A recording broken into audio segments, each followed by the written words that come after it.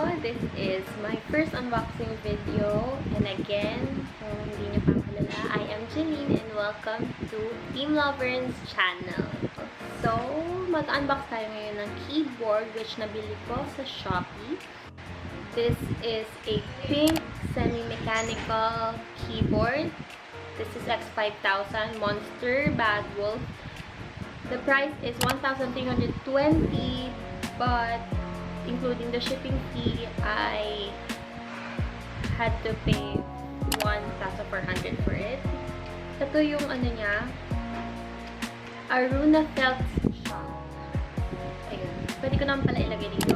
Aruna Felt Shop.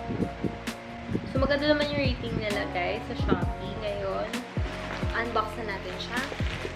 Excited na ako buksan to. Gawin na natin. I have my pair of scissors. Let's go.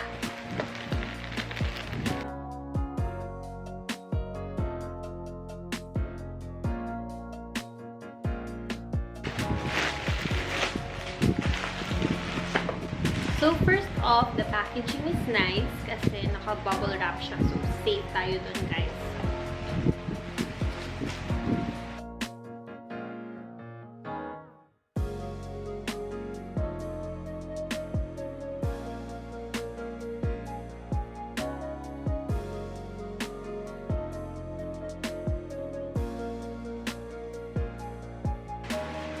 So, yung bubble wrap niya naka-tape para hindi talaga matatanggal yung bubble wrap. Sinicure talaga nila ng maayos, guys. Now, we have the box. It says Bad Wolf X5000 Backlight Machines Dazzling Lamp Effect Full Key Unpunched. My shaft can be replaced freely. So, may armrest siya. And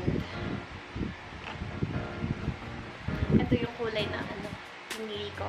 Pink. So, ayan. Tcharan!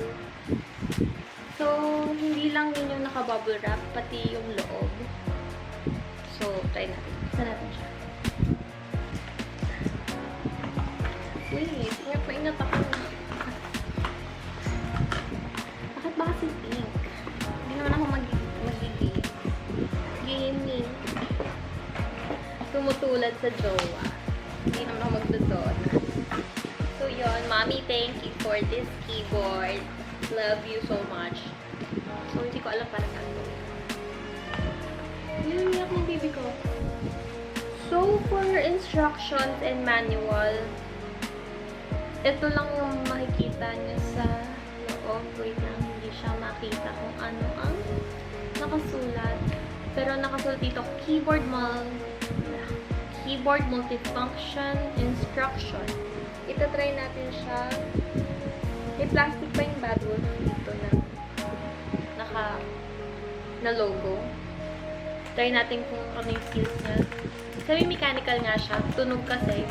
Semi-mechanical. Pag mechanical, iba yung stud na parang crisp yung stud ng mechanical. Ito semi-mechanical. Parang okay. Excited ako gawin. Try natin. So, wala ako sa workstation ko. But, here is the keyboard. Pink siya. Yung lights niya rin. And the cord is also pink. So, yun. Yung lights niya ganyan. And, ito-try naman natin yung lights pa na iba. Kasi, alam ko nag-iiba yung lights nito eh. So, try natin to isa-isa. Una is FN plus 1. FN plus 2, FN plus 3 hanggang ano to? Hanggang wait lang, I may zoom. Hanggang 9 for the backlight. So, for FN1, steady lang siya. Tapos, try natin FN2. Wait lang, di ko abot. Okay. Yung light niya ganyan. May ano dito, dito sa side na to, mayroong ring light. kaya medyo hindi kita yung ilaw. F3. F3 pala, FN3, FN4, FN5, FN6, FN7, FN8. Okay, so pag pumipindot ka sa halang siya, naglalay. Parang bet ko to. FN9. So, for me, I think I'll go with FN8. Kung pumipindot sa halang, siya iilaw. Parang gusto ko yun. So, for overall performance, gusto ko siya. Although, what I wanted was, pwedeng maging puti yung ilaw niya.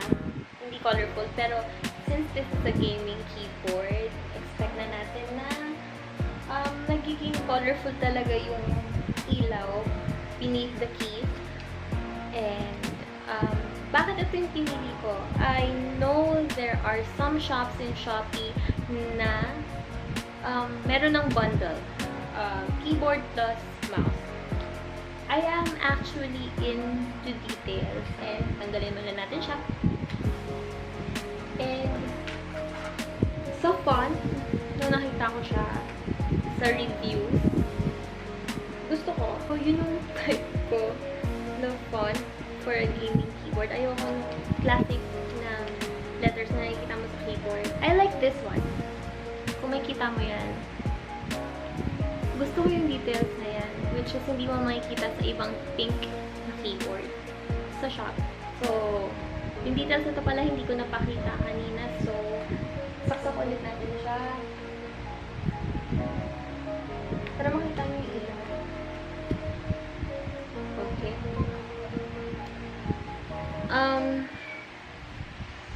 Sige, patayin natin yung light ko para makita nyo yung ilaw. Ayan. Yan yung ilaw niya, guys. So, maganda.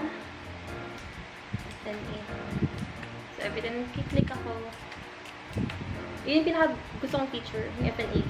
I mean, gusto kong nung keyboard na kung kailan pipindot sa kalang iilaw. Pati yung sides na nag-iilaw. So, ang ganda, diba? So, pasuggest ko bang bilhin nyo? Oo naman. Siyempre, bilhin nyo na. Is it worth 1.4? 1.4 kasi may delivery fee. So, mabot sa akin ng 1.4. 1.399. Pero 1.4 na rin. Sige. Yes.